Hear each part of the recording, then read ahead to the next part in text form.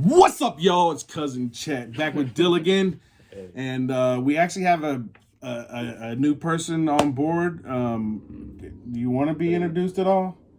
You want to be in the shadows? Cool. I'm cool. So we got I'm cool back here that's going to help us out. So what we're doing is we're working with the 100 episode goal, and we're making it a little bit better. So we have some new eyeballs on the project, and hopefully we'll make some positive additions. And so we were right before I pushed play. We were thinking about names. Talking about Chet's nuts. We were chestnuts roasting on an open fire. So all my life, I'm just wondering, how often did you hear that? A lot. I heard it a lot. Scoot in a little bit for me. I heard it a lot. Look, my name is Chester. Chet is a short form as Chester. Chester, look, everybody gets picked on for their name. I know this. I'm aware of this. I don't care if your name is Mary. People will be like, Mary had a little lamb. Like, so I don't care if your name is Steve. I don't care if your name is John. You can have the most plain ass name there is, and kids are gonna find a way to pick on you and mess with it. But some names are a little bit worse than others. And if you have one that's worse than Chester to grow up with, please put it in the comments. I will agree or disagree as I feel. I will judge it based on my own experience. Better yet, put it in the comments for a friend. For a friend. So yeah, man, I had Chestnut, which, I mean, there was a lot of people who call me Chestnut. So then obviously around Christmas time, the whole Chestnuts, or anybody that want to make fun. There's no doubt that the Chester the Molester jokes were on full tilt. I mean, we're talking like 6th grade, 7th grade on the back of the bus. People bring in the Dad's Hustlers magazine to break out the Chester the Molester cartoon for that month. Because I don't know if you know that, but Hustler magazine used to have a Chester the Molester cartoon. That's funny. In the magazine each month. No, it wasn't funny for me, okay? Look, the one I remember, there was this it was an Indian, because we're talking early 1990s. There's an Indian sitting off looking over a cliff, and there was like a cat looking over the cliff, and the cat had everything spread out because it had been molested by Chester the Molester. That's the kind of shit I was dealing with, bro. That's what they were relating me to. You understand? Like, I can't go to prison. Can't afford it. I can't afford it. You don't even have a name that'll pay it. Bruh. That'll pay it. My name will like just erase my paperwork, and there'd be somebody's like, I gotta stab him up. He's a Chester.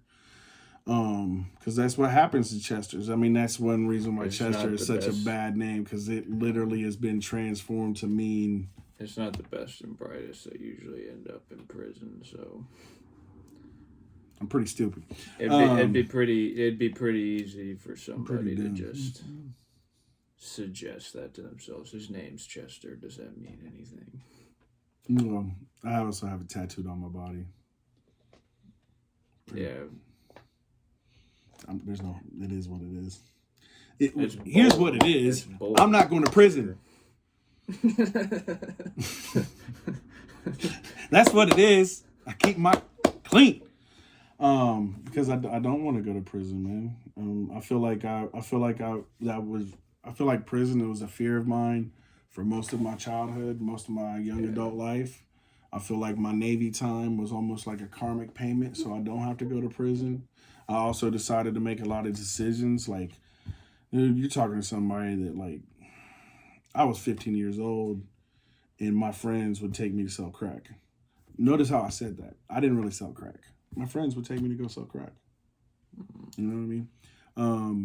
Cook in the house or whatever. And so I was very aware that prison was what happened to kids like me. I was about to say, yeah. I mean, just for being in the wrong place, just for having the wrong friends kind of thing, you know? But these weren't just friends. I mean, some of them, these were, at the time, felt like family. You know, these were my peers. These were the people that I had. Yeah. Yeah, I was about to bring up how you said you grew up with, like, you pretty much grew up the only white guy on the block for a stretch, even if that was just at school. Yes and no. So I think what you're relating to is when I lived on in like junior high, the neighborhood that I lived in, the only kids that came outside to play were black. Like the only people there were to play with outside, running the streets, whatever, were black. It wasn't like an all black neighborhood. I was gonna say that's now, the thing. That's because of that, I would sit on the back of the bus with my friends. I would hang out before homeroom in the hallway, which happened to be the black hallway, with my friends, and I would be one of the very few white people. And then ultimately, I graduated from a school that was majority black, and so I was still kind of in. And I've been in a lot of situations where I'm the only white guy in the room. I was gonna say, like, that's the thing that.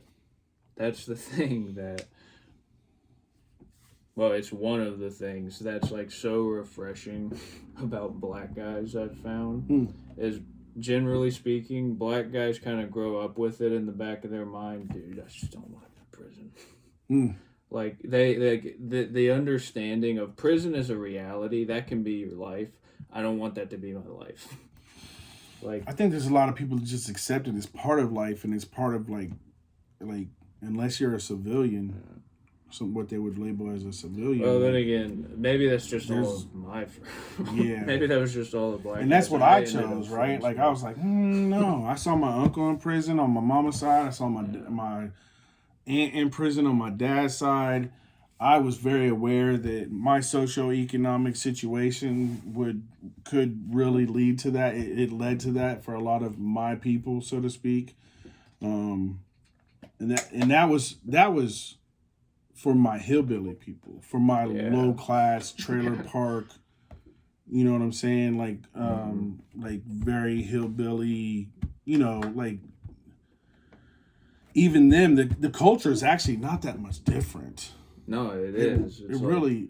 That's what's nice about going to the South is it's like you end up talking to hillbillies and it's like, it kind of like, you can tell that it's like there's always been certain poor white people and there's always been certain poor black people. They got along because everybody was poor. It's like there's like a weird cultural link there. And it's like, yeah, the hillbilly side of me is the side that relates the most to the black guys that live down there. Because it's kind of country. It's a country culture. It is a southern country kind of culture. Thomas Sowell, who is a very high level intellectual. He's an economist. I was going to say that, now I question myself. So yeah, he's an economist, but I believe he's in academia. I'm pretty sure he's like, at your Ivy League level of teaching and whatnot. He is. Can you look up Thomas Sowell for it? How's this going to work? Yeah. I don't want to ask. I don't want to ask for more than you're willing to give. See, there's kinks to work out. Yeah, well, and I just don't know. Like, it's a matter of like understanding the relationship. Thomas Sowell is an American author, economist, and political commentator who is a senior fellow at the Hoover Institution. The Hoover Institution. Yeah, he is like Will Smith's pretending to be this guy in The Pursuit of Happiness. Like, wow. He is like that guy who's like, yeah, I figured the Rubik's Cube out. Like, he's that kind of an academic. He's that kind. He's not the same guy. Yeah, because, I mean, that movie was based on a real guy. The statistics you got to run in order to try and understand the economy. Yeah. My point, economic, I actually love it. Did either of you see the Chris Rock special? The most recent one? Yeah. Where he's like roasting. He does. Will Smith, finally. He basically says, Will Smith hit me because he knew he could beat me. That was the biggest thing, and I think Chris Rock is so right. Like, that dude couldn't punch his wife, so he decided he was going to slap Chris Rock. But to come back to things, Thomas Sowell, one of his theories, or the way that he stated it, is that black culture actually picked up on white redneck culture because they were he literally right just next says, to each other. He literally just says it out loud. Yeah. And so, and in my experience, when I think about some of my cousins, the mentality, the rebelliousness, the fuck the system attitude, the willingness that jail or prison is part of a life. Yeah. Right? Like, or potentially part of a life. The reality of it just gets so bad it's not real anymore. Well, in the reality, like there's this foot pressing down on you, and all you want to do is just go back to your Scotch-Irish roots and say, fuck you, England. You know what I mean? Like and I think that's really important. Like, I don't think people recognize that the white people that came here for the most part were slaves. They didn't call them slaves. They called them peasants. And a peasant was literally, they were owned by the landowner of the property they were born on, which is fucking slavery, bro. The people that came here, specifically from England, that's who they were. These were people that wanted freedom. They didn't have it. See, we were talking a little bit before we started. We were talking a little bit about history and like real historical academics. Yeah. Or I mentioned one. Which is not me. Not an academic, sorry. One thing that I hear a lot of them saying, like the people who live in history, like they live and breathe it, like that kind of an academic, where it's like a puzzle that they gotta solve, and they spend their whole life trying to solve that puzzle. Well, one thing that I hear a lot of those academics saying most of the time is racism is not universal. Classism is. Like racism actually, it kind of haunts everybody's minds since the 1800s because of the science boom brought this whole, like, one of the hottest topics throughout the 1800s was the topic of eugenics. Yeah. And like, okay, well, now that we have this science, why do we all look so different? Why do we all seem like we have these implicit personality and cultural differences? What are those from? And it's like, you hit the gas and you add a little bit of egotism to that. Like what, through the whole Industrial Revolution. And it's like, that's kind of the specter that haunts everybody's minds about racism. Is it's like it got turned into this big question once science began to grow some wings and people started questioning the world really hard. And it's like anybody who's actually been paying to the statistical reality that just happened over the last 30, 40 years, the statistics seem to bear that out too. Like it literally is a class issue. Who has the means to improve their life and who doesn't? Like who has less means? Like that's the universal.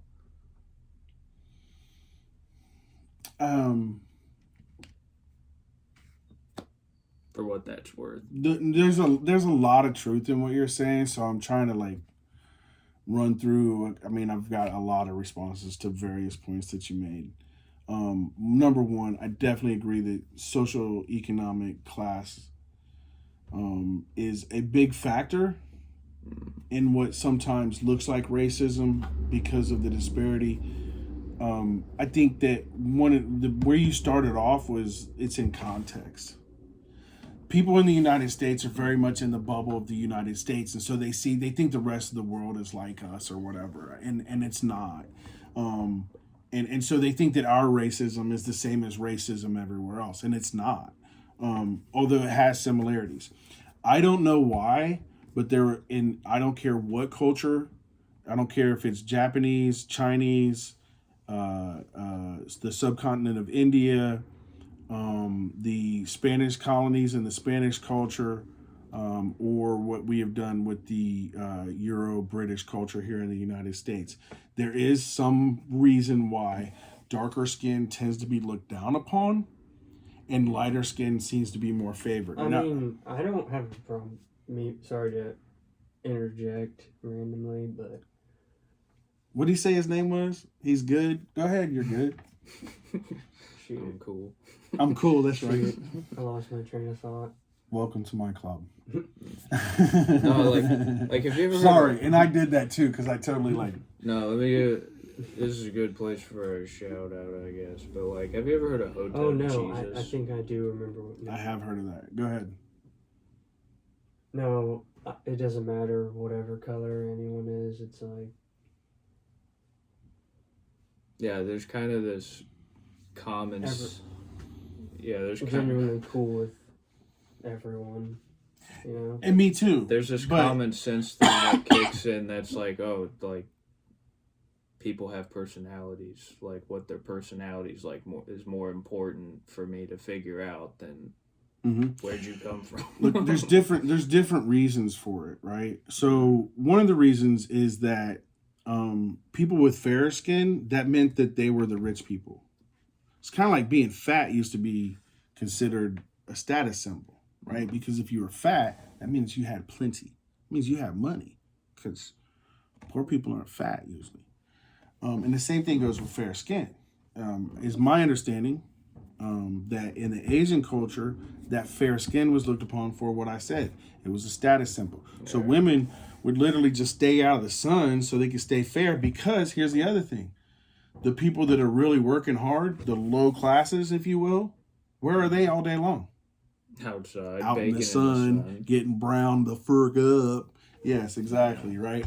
So there's like Japan, like that Japan. That's like Japan, my understanding of Japan and like how they looked at it. Yeah. I think that has to do with like Koreans as well.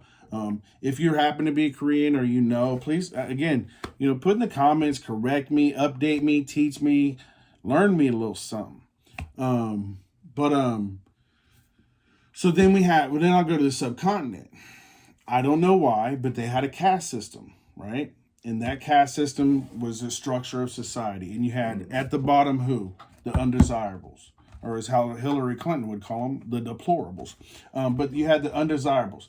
These were people that normal people weren't even supposed to touch, because that's how dirty and low on the scale they were. You don't even want to look at them too long. These are the people that are like cleaning the shit troughs and things like that, right? These are the people that are doing all the jobs that nobody wants to do.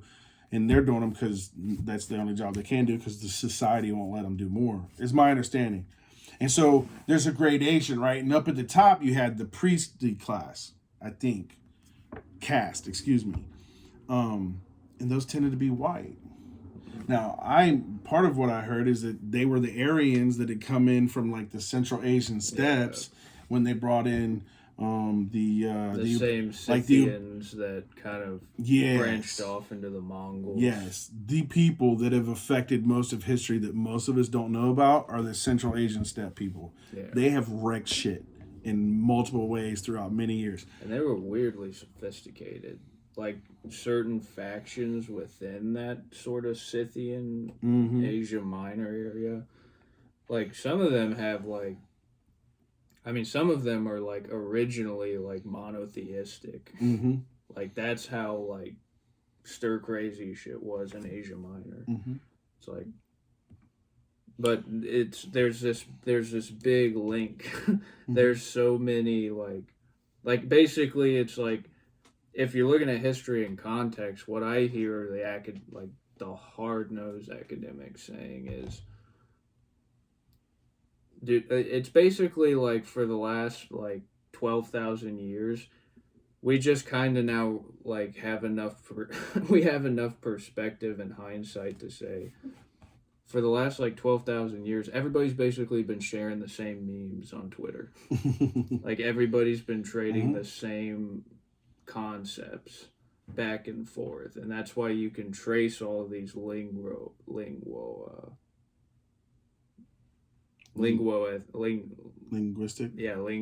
all these linguistic roots, especially in the Indo-European languages, which goes all the way to India. And again, a lot of that comes from, because see, one of the things about that section of the earth is it's one of the it's like one of the hubs of where humans would gather and spread out. It's actually like really old. I mean, it's not like old like Ethiopia or the Euphrates River Valley or the Indus Valley. But what a lot of people don't recognize is all those people would migrate up into Central Asia, and from there, they would kind of spread out. And these are like migration patterns. According to documentaries that I've watched on like genetic pathing and genetic mapping of how the world is populated and what our migration patterns were based on genetics.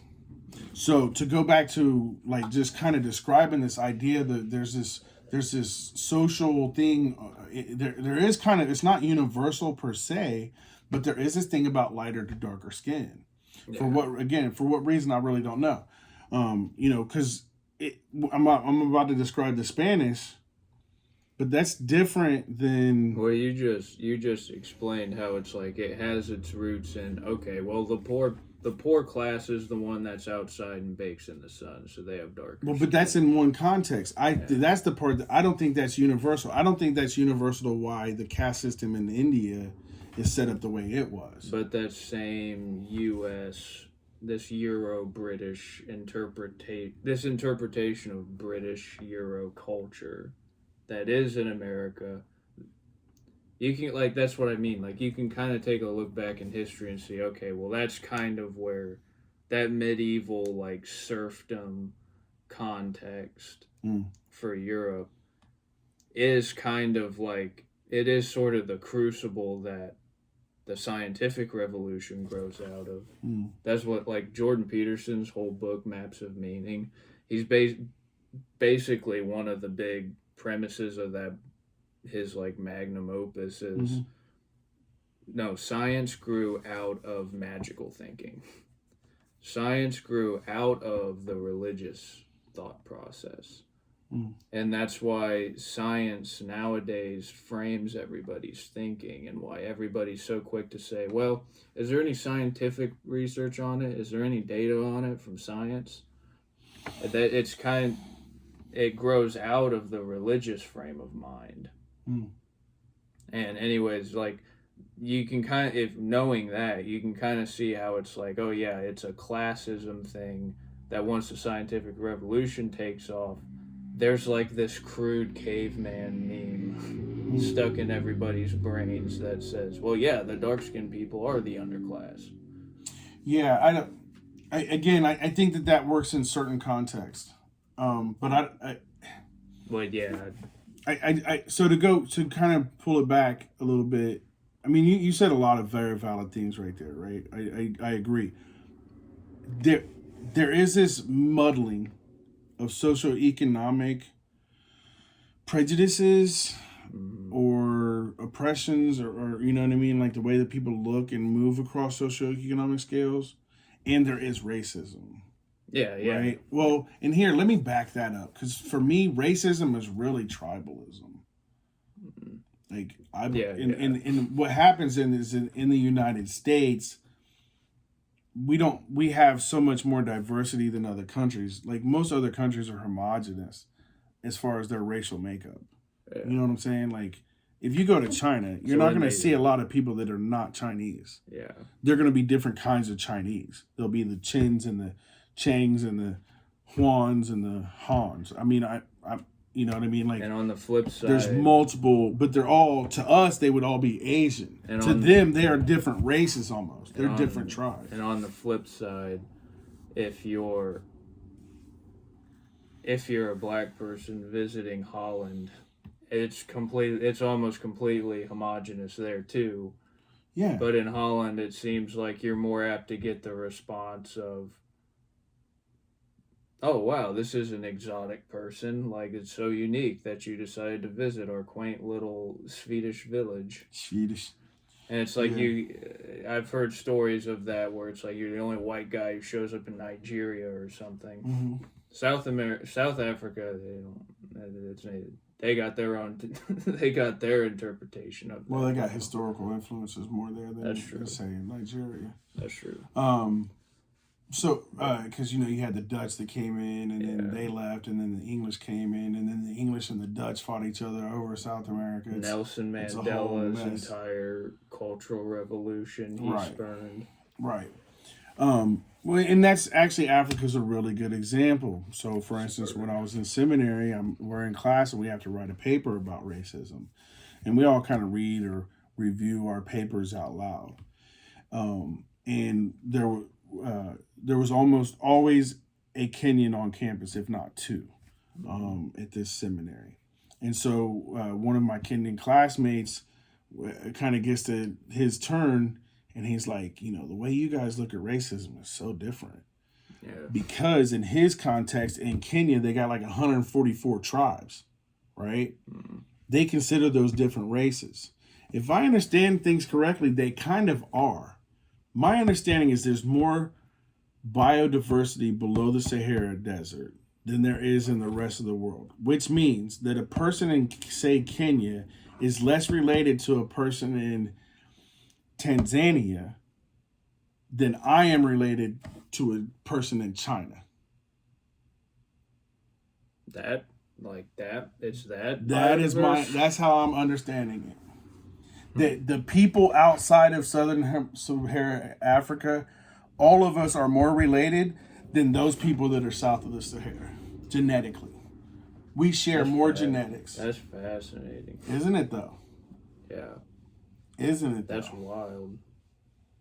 Yeah. That kind of makes... I promise you I got this from a documentary that was on genetics. I don't have the link or anything. I saw this years ago. Yeah. Sorry, I am not an academic. I'm not going to be throwing you references. Look it up. So you could prove me wrong. You can find the documentary. Yeah, find the documentary. Post it in the comments. Help me help you. Okay? No.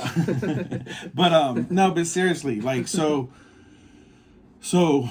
the Spanish also had a caste system, but their caste system was very different. Right? Now, remember, the Spanish, they've been fighting brown people all the whole time. The Iberian Peninsula was a constant influx between Northern African Berbers and European, like Franks and Celts and the Basque and the white people, okay? I never thought of it like that, but yeah. But yeah, so Spain is like a different, like, Europe. Yeah. European. And similar, they're very similar to Italy. But, you know, they're kind of distinctive from your French, German, English, Norwegian. Well, and they were like the Moors. Exactly. The Moors from the North African side of that peninsula. Mm-hmm. Like, they were a cultural presence. Like, even Shakespeare, like, makes a nod to it in Othello. Yeah. No, every once in a while you'd run into a black guy who just liked it over here better. Yeah, but that, you know, your racism would come from more of, they're different than my tribe. I don't know if I can trust them because they look different. They're of a different tribe. I think later on it was the attachment to their skin color that becomes this color racism, right? Because look, back in the old days, slavery was for everybody.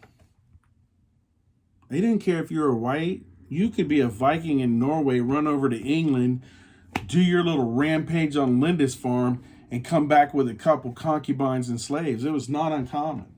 It was not uncommon for those same people to go down to the Berber lands of Morocco and Tunisia and come back with slaves. It was not uncommon for those Berbers, which were some of the biggest slave traders in Morocco and Tunisia and Tlemcen and the like, Marrakesh. The Ottomans. Yeah, like slavery was for everybody at that point. Like literally, everybody could be a slave. And here's the thing, it was tribal. My tribe beats up your tribe, and we get to decide what we do with you. We're going to kill you, rape you, or enslave you. Or we're going to bring you into the fold. You know? So anyhow, so the Spanish caste system was on gradations of darkness. White was at the top. White European was at the top, right? Because these are the governors, right? These are the landowners, right? And then there's white people that were born in the colonies. So you could be Spanish, but if you're born in Mexico or Colombia or whatever, you're just a little bit below that. Excuse me, that white guy that was born back home. You know what I mean? And then there was gradations of being mixed, right? If you're mixed with native, which is obviously a little bit lighter than African, right? The more mixed the mestizos, right? They were in that section. And then you had your pure natives, and then you had your Africans. Now, why there was a separation there, my only understanding really is like... Have you ever heard of Ed Calderon? I have heard of Ed Calderon. It's like CIA or something? No, he used to be a Mexican police officer. Okay, close enough. And then he switched over. He was like big into like cartel work and DEA work and shit. Yeah. So he ended up using, I think he used his contacts or his links to like border patrol in the U.S. to kind of... He just eventually hauled ass up to the U.S. and lives here now, and he gives like real survival training. Like, here's how you absolutely don't die in the worst case scenario. Right. I feel like I've seen him on Rogan before. Yeah, he's been there. Or on other like that level of podcast. Yeah. One day we'll be at that level, and Ed Calderon will be sitting here. No, but he see if you can survive this, Ed. I remember him mentioning that. I don't know why I just did that. He definitely could. whatever it may be. Fucking kick our ass and make us fucking haul ponies, wouldn't he? Be it what it would. So my reason for... Sorry, let me kind of jump back to this because I'm going to wrap it up. Yeah. My reason for describing these different contexts of literally like caste systems and this judgment on skin color is to say, one, is to separate it from the socioeconomic a little bit. Yeah. And to show, one, that this is not just white people, right? This is Asians too. This is people. The sense of tribalism, and I think it's important for us to recognize that, because I think there is a fallacy in just looking at the American bubble and the American version of racism and the slavery, even looking through slavery through that same lens. I think we do ourselves an injustice at the end of the day, but because we're ignoring some reality, right? We're ignoring that was a different time, and we're evolving, and this is what evolving looks like. And for me, and this is really important to me, as we come into the American context, to remember that we have more diversity in this country than any country ever in the world before. So of course you're going to see racism. Go work in China for 6 months as a white or a black person. Right? You're going to experience different forms of tribalism, because I'm going to stop using racism in this context. You're going to experience different forms of tribalism.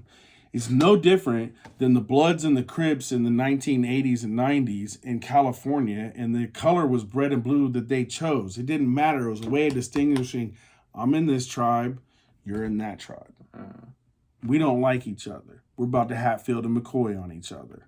Period. Like, that's, you know what I mean? Like, so now, to bring back to your point about the socioeconomics, I think it's highly misunderstood. I think the fact and the repercussions and how it interlays into racism, discrimination, and how it's ignored as such a big factor. I'm going to hog the mic for another couple moments.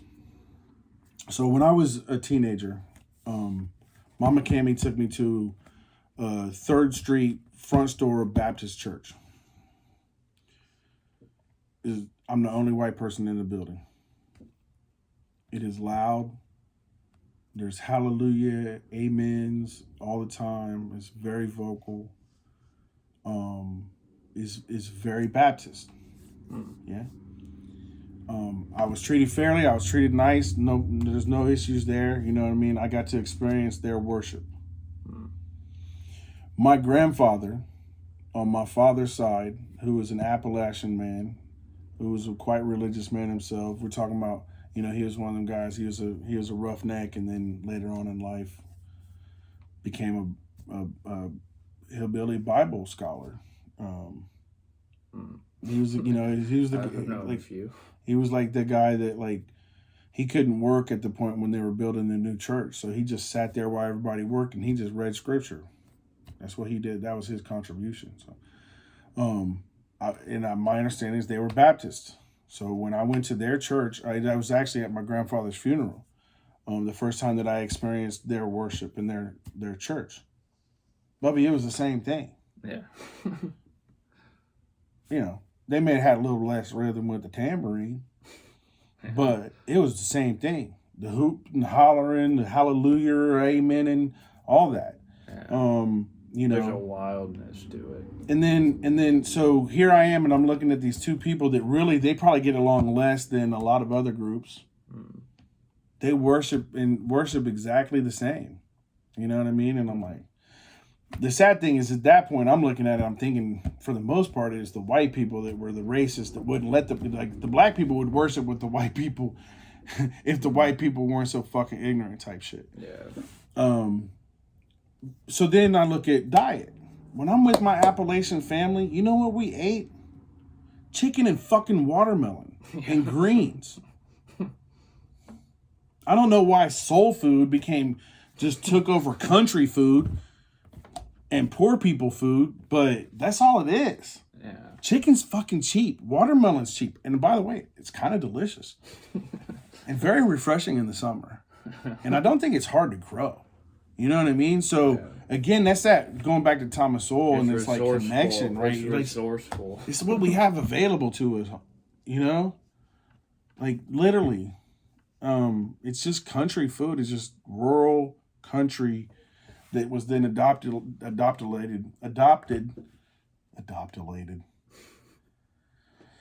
Can I have that back?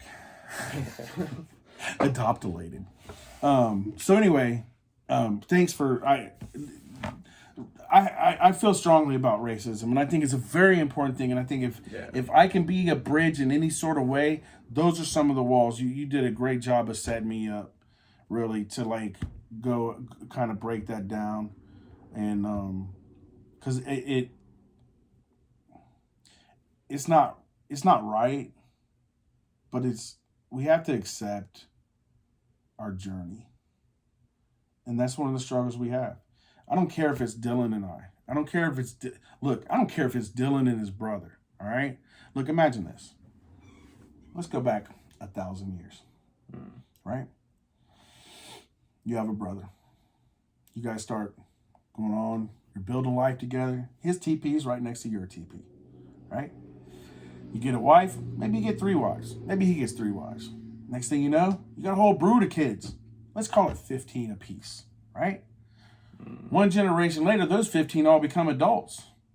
One of your sons punches one of his sons in the fucking nose, and now they mad at each other, and you got a little rift. So now it's like, you know what? We're moving our teepees apart. You become a different tribe. Yeah. Over thousands of years, how much separation is it between those two brothers? How much separation is there between Cain and Abel? They're still brothers, right? But they're different tribes. So, now, this has happened, right? And it happened a long time ago, and 100 years goes by, so we got, 5 kids, 5 generations, we'll put them about 20 years apart. Yeah. And it just so happens that he moved his TP across that creek over there. Now you're generations away, and you may have moved a little bit away from the creek. He may have moved a little bit away from the creek, because you guys are bigger than fuck. Now you got whole states and whole areas, You might have multiple little settlements that you're moving around. But then one day you come up to that river and you look across it and you see that motherfucker over there. And you're like, I think that's my brother's kids. Or, enough time's gone by, you don't know who it is. You're like, who is that? Who the fuck is that on my side of the river? Well, he's not on my side, but he's still on my river. I ain't know him. I don't know him, and can I trust him? Guy. I don't, you're like... I don't like that Like guy. anybody that's watched The Walking Dead, there's that decision, right? Yeah. Do I trust him or not? Yeah. Because you might trust them and then they stab you in the back. So really it's fear, right? Fear creates tribalism in that regard. Fear creates racism. Fear based on ignorance. So ignorance, that's why for me racism is synonymous with ignorance. It's just ignorant. It's just ignorance. It's not knowing. I don't mean it like you're stupid. I mean you don't know, so therefore you fear. But just like Donnie Darko taught us. what did Donnie Darko teach us? You don't remember that? Did you pull that out? Thanks. What did Donnie Darko teach us? I don't remember that scene where Donnie Darko's sitting. He's talking about a movie from the 2000s. Yeah. That's when the best movies were coming out. Did you see Donnie Darko? I did, but it's been forever. Well, the premise of it is he's supposed to have paranoid schizophrenia. It's Johnny Depp, right? It's Jake Gyllenhaal. Really? Yeah. Go ahead. I guess they looked similar back then. Mm-mm. But no, he's got paranoid schizophrenia, and basically he is kind of a science nerd, and he gets these hallucinations that are giving him premonitions about things that are going to happen. It's told in a really weird, janky, surreal way. Mm. But the basic crux of it is he realizes he's living in a specific point in time where he has the chance to influence time. He gets to make a decision that bends like space-time. Okay. So the movie ends right where it begins, but the difference is he realizes if he dies in this plane crash, then the whole week he just lived out isn't going to happen, and everybody will be better for it. Okay. I have not seen this movie. Go ahead. Anyways, I'm thinking Donnie Brasco, bro. but it Johnny Depp. the whole movie is about like that whole week after he survives a plane crash. Sure. The week that follows results in he really like kind of starts to build a life for himself, gets a girlfriend, everything goes great, and then some shit gets stirred up and his girlfriend dies and he ends up murdering somebody.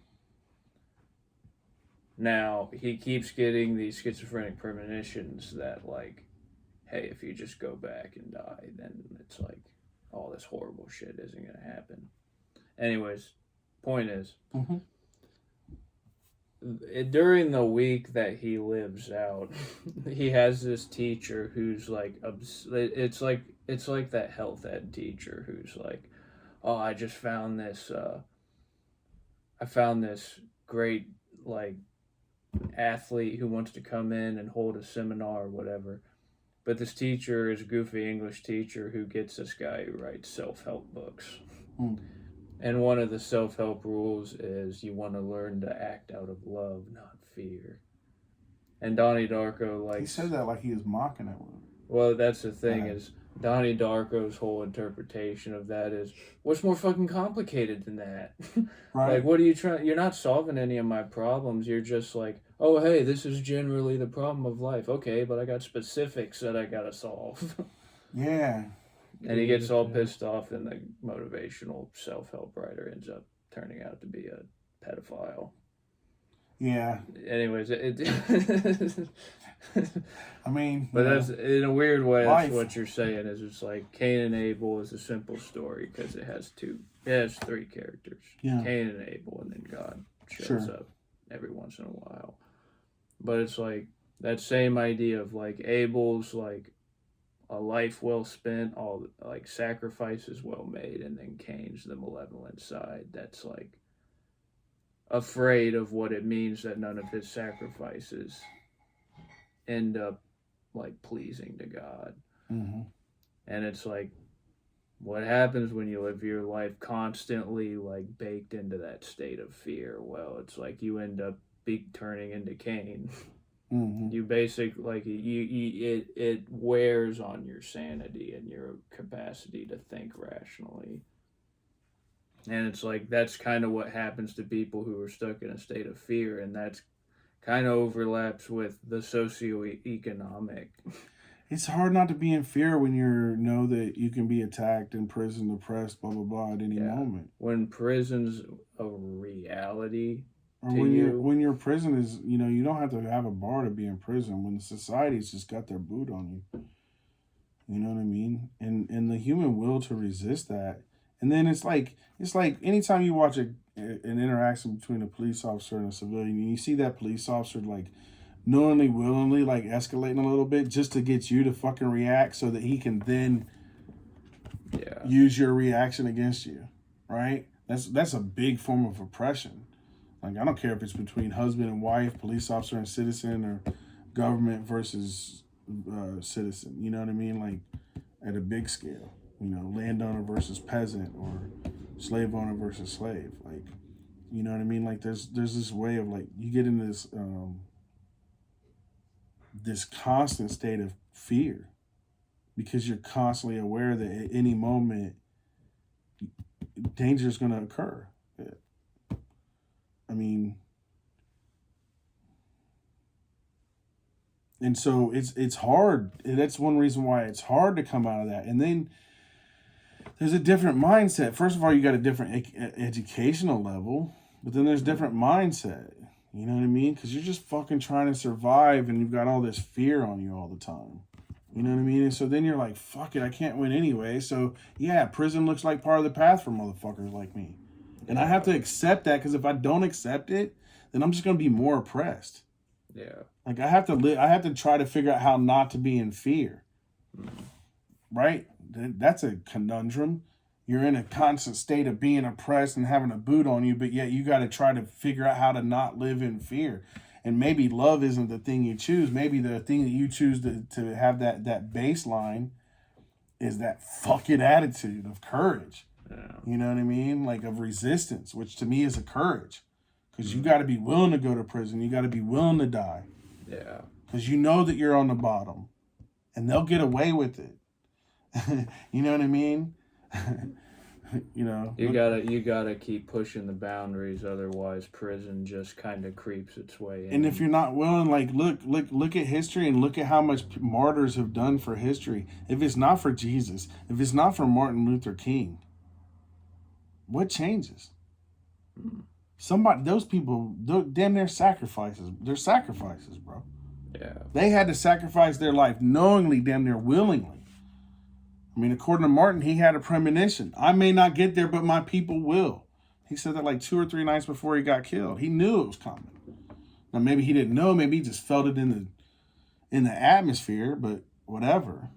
You know, when he gives that speech in Memphis, I think it's Memphis, or maybe it's Birmingham. It's called the mountaintop speech, right? You familiar with that? Mm-hmm. He's like, I've been to the mountaintop. And I may not get there, but my people will. And he's kind of referencing Moses, right? The fact that Moses doesn't get there. Yeah. Right? I was about to say that's got. Yeah, he's definitely. I mean, he's a preacher, man. He's a minister. So yeah, he's definitely. And I think it's at a church. I don't know, but I think it's at a church. So a lot of his stuff is very biblically based. Yeah. And so, yeah, he's referencing Moses in his own context, in his own situation. He's like, I may not get there, but my people will. And I've seen the other side. You know what I mean? Oh my gosh, I get the fucking heebie-jeebies just when I think about it. Like, it was so powerful to me every time I hear it. Staff is over there. Oh yeah, they're Caduceus. Hold on, what was I saying though? Why was I talking about Martin? Because you were talking about how he was drawing off of Moses. Like No. What I was talking about is you got to be willing to die. Yeah. When you're on the bottom and you're being oppressed, you got to be willing to be a soldier, and a soldier is willing to die. Yeah. And when I say die, I don't care if you mean physically, if that's going to prison, losing your life or your livelihood. Like so at least in my experience, and I'm thinking really about my like more white hillbilly cousins, because I know I can understand it a little bit more. And then you know, the friends that I have on the black side too, like there's just this like, fuck it, I don't have a choice. This is part of the game, and I'm just a player, you know, and whether right, wrong, or indifferent. And so there are many people that will see prison as just, this is part of what I do. This is part of what happens to people like me. And I definitely had that as a young man.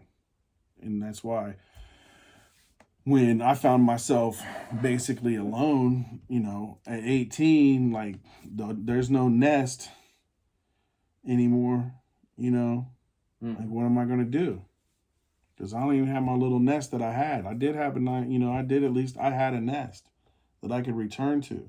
I may not have liked the nest, and it may not have been safe for me, but at least it was a place to sleep. You know what I'm saying? But then at 18, it's gone. And so it's like, okay, what am I going to do? Well, I really felt like prison was a viable option. Not because I wanted it, because I could see me being out on a Friday night at 2 o'clock in the morning with a couple of my knucklehead friends, and one of them do something really stupid and catch me up in something. And I would always fear once I go to prison, I'm not getting out, because that first person that tries to rape me, I'm going to try to cut his dick off with my fucking fingernails or my teeth or whatever. Like, I'm not coming out because I'm going to kill somebody, because they're going to fuck with me to a point where I'm going to kill them. And then I'm in prison for the rest of my life. That's my literal thoughts as a 15-year-old, 16-year-old. I'm not saying it's right, just saying that was my reality at the time. Yeah. So what will I do if this happens? So I'm like, okay, I really don't want to go to prison. Yeah. I'll join the Navy. Because at least that'll keep me out of trouble. I mean, used to be the old school thing. You got in trouble and you got a choice, jail or the military. Well, I guess I didn't need a judge to offer it to me. It was like God was like, jail or military. Yeah. I was going to say, it's like as long as you can follow directions, it's as far from prison as you're going to get. It's not far from prison being in the Navy. I bet you they got a bigger rack than I did. I bet you they have more, I don't know. They're little, no, I'd rather be in the Navy every day. Let me not mix it up. Let me not mix it up. Yeah. But, sleeping in a space that's like the size of this table, and on either side of this table is 3 racks high, and they're about the size of a coffin. Literally. Yeah. The only good one is the top one because it's got open, so you got an extra 2 feet to the ceiling, but you also got all the light. Yeah. And you got to climb up and down that mug. And it's not easy to do at 3 o'clock in the morning when all 6 of you trying to get ready at the same time. Camping on the ocean every day. Being out to sea is pleasant, though. Yeah. I went on a cruise a couple years ago. And I had actually, when I got out of the Navy, I was like, I'm never going on a boat again. I'm not doing a cruise. I've seen enough. But I had a girlfriend, and she wanted to do a cruise. And anyway, we went on a cruise. And I remember one morning I woke up. I went up to the top deck, and I took my little book and found me a little spot. Yeah. And I was like, I love being out to sea. Yeah. I was like, I actually, like, that part I loved. Yeah. Like, just being out in the middle of the ocean. The water gets like this certain blue, especially like in the Caribbean. It's like this really like let me have that the PS4 box. Yeah, it's like this color blue. You know what I mean? It's like a really magical blue. And then it's just a different vibe out there, man. Is the wind blows like a little bit different. The sun hits different. Maybe it's just because it smells different. My nose doesn't work, so I got to compensate. I don't know, but but it's just different. It's magical for me. Like, it's something very meditative. It's like the whole world out in front of you. Yeah. Like there's nothing in the way. It's also like being in the expanse. Like, you're just a dot in the middle of everything. Yeah. You know what I mean? That's what I mean. And I'll tell you where I got that more at night out to sea in the Navy. If I was out at night, bro, I felt like it was just as deep as it was high. You know what I mean? The only difference is when I looked up, I saw stars. And when I went down, I could hear the water splashing, but yeah. So anyway, I loved being out to sea. But in the travel of the Navy it was a very good trade-off, dude. I've been around South America. I touched almost every country in South America. That's nuts. By the time I was 25, I had been from the bottom of South America to basically the top of North America. You know what I mean? Like, I had traveled. That saved me. Yeah. Because I got to see outside of my own context. I got to get out of the American bubble. This is the 90s. This is when I heard a person in South America tell me, you keep calling yourself an American, like I'm not an American too. I'm like, huh? He's like, I'm an American too. Just because I live in South America doesn't mean I'm not American. And I was like, huh, you're right. But then I'm like, what do you call us? United Statesians? Yeah. I was gonna say. I think the safest term they've gone with right now is citizen of the United States. And it sounds so pompous. It sounds like a throwback. I am a Roman citizen. I'm better than you. But yeah. Yeah. And I mean, it opened my eyes, man. It opened me up a lot. And I didn't go to prison. So I didn't get raped. Which is great. Which is really good. Because I didn't want to be raped. And in my mind at that time, that's why, I mean, in my mind, prison was like Shawshank Redemption and Mexican Me. Is that the name of it? Mexican Me? I don't know. Where's your phone? Our buddy closed his computer already. Jamie! No, I'm just kidding. I think it's called American Me. I'm sorry. It's American Me. With that dude from Miami Vice. Oh my God, he was a famous Mexican actor who deserves this shout out. Oh, but it's gone. Put it in the comments. But yeah, those two movies were like, that's what prison was. That's what I figured. When I thought about prison, those two movies are how I envisioned it. It's called American Me. Edward. Oh, You really hung up on this. Almost. It's like Edward Almost or something like that. Edward Almost. I would say Oz. So yeah, it was very much a very nice thing not to go to prison, and not to be raped, and you know, the Navy and going around sea and meeting people from all over. Like, you know, that was the other thing. Like, part of the journey of my life and the blessing of my life is like this opportunity to be in these different contexts and meet all these different people in the Navy, the military, as an enlisted person. You know what I mean? Like, I mean a dude that grew up in Guam. I mean a dude who's like from California, but his family's from like Hawaii. I'm meeting Filipinos. I'm meeting black people from all over the country. I'm meeting white people from all over the country. And I'm meeting people from all kinds of different socioeconomic classes. You know what I mean? Because you definitely have that in the military as well. I'm traveling. I'm going to other countries. And I'm like, oh, so I thought I was poor. Yeah. Until I went to where it was really poor. You know? Looking at a full hillside of like shanty towns, you know. Don't get me wrong, it's kind of like a weird conundrum, right? It's like when you grow up poor and everybody else around you has money, it's a different thing than when you grow up poor and everybody else is poor. Weirdly, I know what you mean, but in the reverse. Tell me. Where it was like we basically kind of lived in an ivory tower as kids, and then every summer. The summer was spent giving tours of the tower. I remember you telling me that. But it was like all the poorest kids, all the kids whose parents like. But it's not like you guys had big money. I mean, your family had this property, but I don't see you as like being like silver spoon kind of people. Yeah, no, it was kind of like living on. It's a different nature setting, but it was like you're surrounded by woods. You're surrounded by nature for so long that it's like it kind of does just build like a little hedge around you. Mm-hmm. It's kind of what it feels like. But anyways, no, it was. Well, but I think one of the things that you're talking when you said that is like the opposite. One of the things that another factor in our the way we get along, right? Racism or not, is rural versus urban.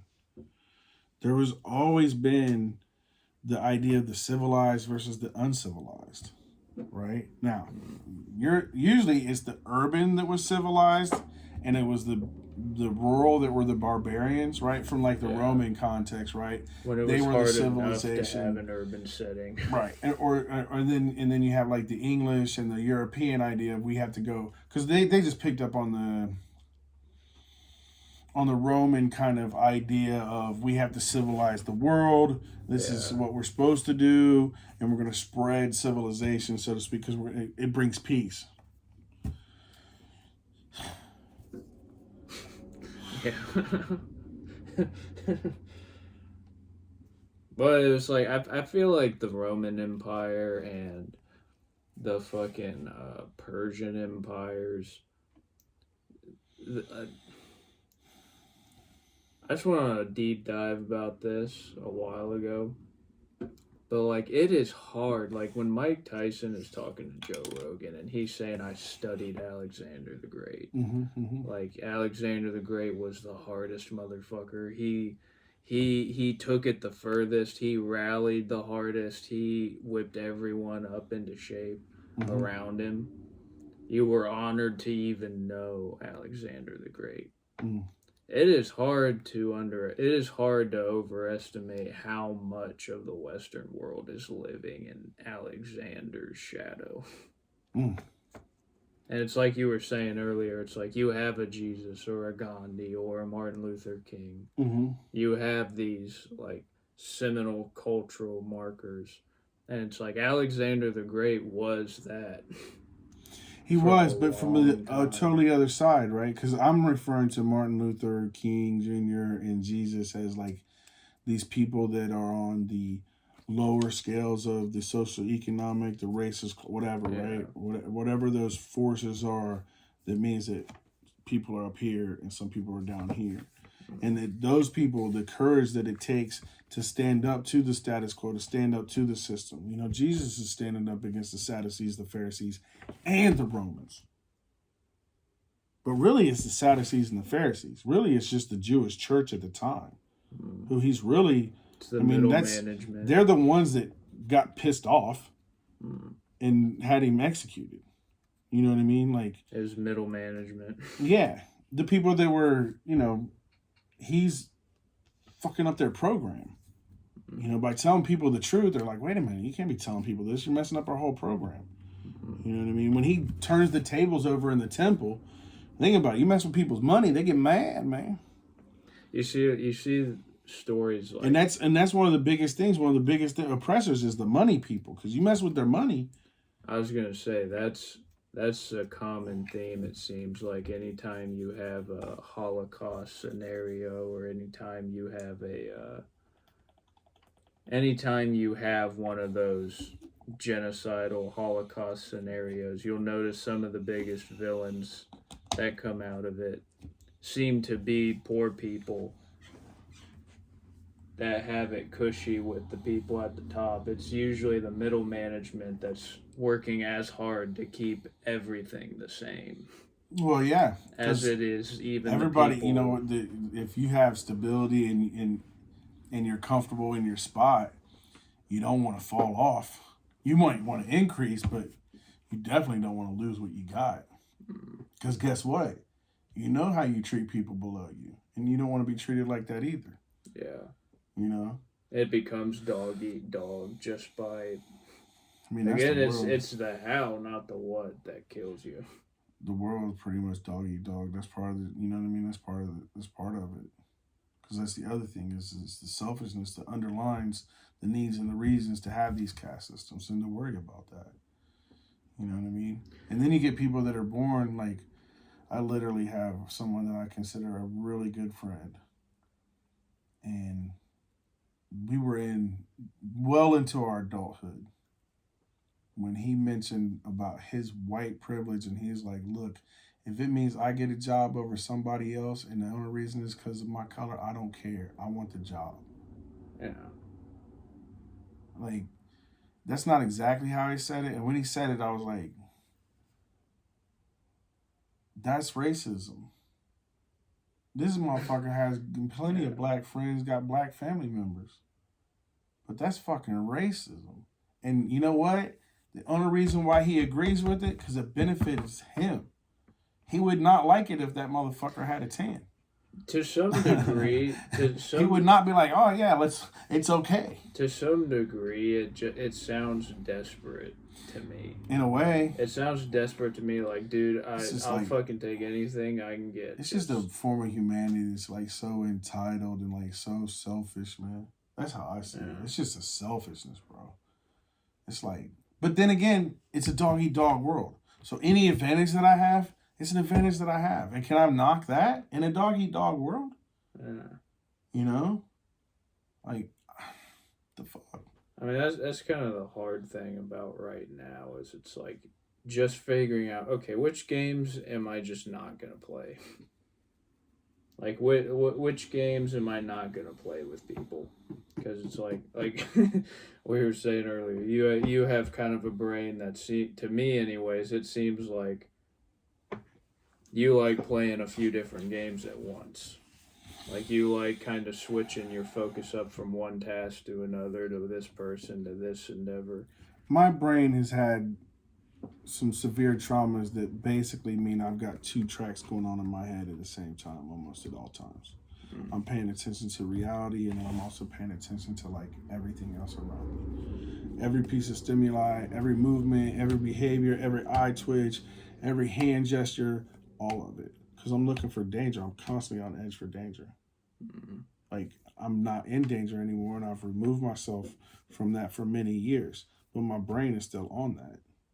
My brain is still waiting that violence can occur at any time, that shit can hit the fan at any moment, and we can be in crisis right now. And I might be in a survival situation. So I'm always in a survival situation. How much of that do you think stems from the Navy? None. That stems from before I was 5 years old. Mm. It stems from more than before I was 5. It stems from my childhood. But there's a major part of my PTSD that has caused this functioning of my brain. And it literally, like, I put a lot of time and energy into thinking about this and studying this. My personal diagnosis is that it was so violent and chaotic pre-5 years old, which who remembers that shit anyway? So it's mostly subconscious thoughts. That what has happened is my survival brain is on all the time, and it's hyper attuned to other people. Yeah, it's a hypersensitivity. Because it's the other people that were the danger. And I had to look for that moment when the mood changed. I had to look for that moment when the situation changed, right? Yeah. Really, the mood change was a good way to say it. Because it was simple, man. Like, you know, and... I guess we're playing this game now. No, guess I'm fucking going to shut my mouth and get the fuck out of the way now. Yeah. It's not a game. It was not a game. It was oh shit. Yeah, well, and I'm thinking of a game because I'm like 5 years old, right? Yeah. You know, these people that are doing this violence, they're much bigger than me. I have no way of protecting myself or the people that I love. Mm-hmm. The only thing I can do is turtle. Yeah. And then the only thing I can do is go to my imagination, right? And then from there, like I said, I learned. I'm always watching for the cues. Yeah. And they're not always right. And you understand, right? When I say game, I mean it as in like, okay, it's a scenario. Yeah. There's a decision. I was just in my mode. I'm like, it was not a game for me. But no, I mean, I get what you're trying. The metaphor, kind of like, yeah, this is what we're doing right now, right? And so, yeah. So, I mean, but then there's benefits to that. Like, I read people pretty well. I'm wrong a lot, you know, but overall, I stay safe. if you got 75% precision, that's pretty accurate. You know, and I'm good at picking up on emotional cues. Like, I notice when people are in bad moods. Because those are the most dangerous moods. Yeah. You know what I mean? Like, the bad mood is the dangerous mood. A good mood's a good mood. Fucking relax. We're in a good mood. We're about to have some fun. You know what I mean? I see a good mood coming. We're about to have some ice cream and fucking dance and, you know what I mean? Like, it's okay. We're safe right now. It's when that moment comes and that bad mood comes. I was gonna say you know how to like make conversation to like lessen the tension too. I could see that being a big aspect of the gregariousness. Yeah, that's interesting. I don't know. Because again, my immediate response is shut the fuck up. I mean, but that's in a dangerous spot. You know what I mean? Yeah. I think the gregariousness just comes from like a natural personality trait. Yeah. And maybe it's just like looking for love and looking for security, and I don't know. I think the gregariousness, I think that's just is it because I'm a Leo? Like, is it, literally like when you read the Leo, that's kind of, charismatic, fucking, you know what I mean? So is that it? Is it just a personality trait that's, separate from any kind of trauma, you know what I mean? Or any kind of maladaptation to my context? What time is it? It's 1:54. And we're like really jumping off subject, and I'm getting like super personal. Hey y'all, what's up? I'm Cousin Chet. Nice to meet you. Judge me how you will. Just put it in the comments, like, share, and subscribe. Give me some algorithm love. I don't care if it's love or hate. Let's go. If you had a name worse than Chester. If you had a name worse than Chester, come on, let's go. But anyway, yeah. And look, if you have some thoughts and you want to add to or correct me on, some of my ideas of caste systems, and maybe you agree with more of a universal set of racism, feel free to put your 3 cents in. Well, let Thomas Sowell know, because he seems to think it's classism. Yeah, you know what? Shout out Thomas Sowell and look him up. Go watch some of his stuff. Who are some of the other people we mentioned there along the way? Martin Luther King. Read the Birmingham letters if you haven't. Go look up the mountaintop speech. If it doesn't make your soul give you like the warm fuzzies and you get like an ASMR feeling from it, you might need to go to baptism. That's just Martin's baritone. You might need to go get baptized if you can't feel that. I'm just saying, if you do certain things, like if you can't feel the spirit moving through that man in that moment, You need to commission somebody to dunk your head in some water. I'll do it. Come on. All right, y'all. See you next time. Thanks for watching. Love you.